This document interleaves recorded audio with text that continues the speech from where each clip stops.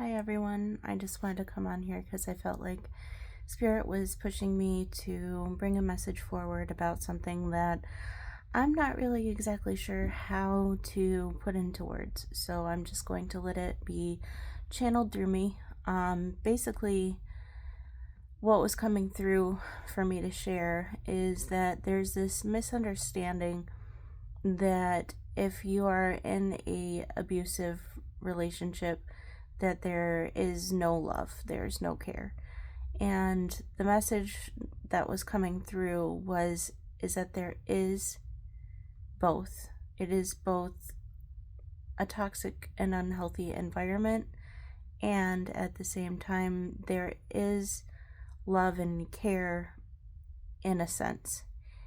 And this is what can be confusing because it's sometimes hard for us to wrap our heads around the both, because hurt people, and the people that have hurt you are doing the best that they can within what they know.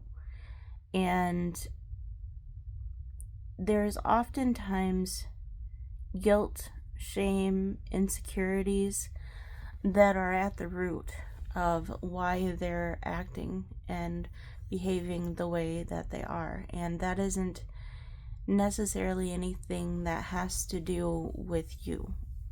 But at the same time, there are people who are put into our lives for us to resolve things together.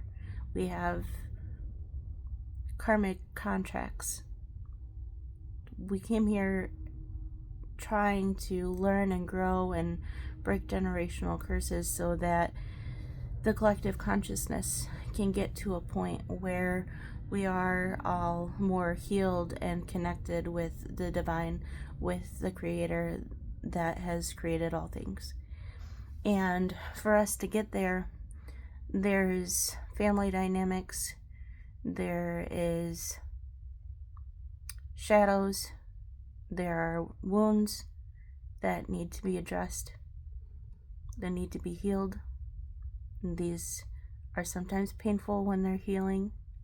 Just like if you were to scrape your knee, you couldn't, well, in this analogy, if you scrape your knee and you don't clean it out, you don't acknowledge it, you just let it go, it can fester, it can get worse. You get what I'm saying? There has to be an acknowledgement with compassion and empathy where we can observe without discrediting the pain. Obviously, there's pain that you felt, there's pain that they felt, even if they didn't acknowledge it or put words to it or admit to it. There was a guilt, there was a shame, there was an insecurity, there was a pain that was projected onto you in their wounding. And maybe you were the person who projected onto someone else in your wounding. But I can pretty much guarantee it was because they didn't know better, you didn't know better. We're all doing the best that we know how to do with what we have in the moment. And when we can say that both can be at the same time, then it opens a door for us to forgive and to heal.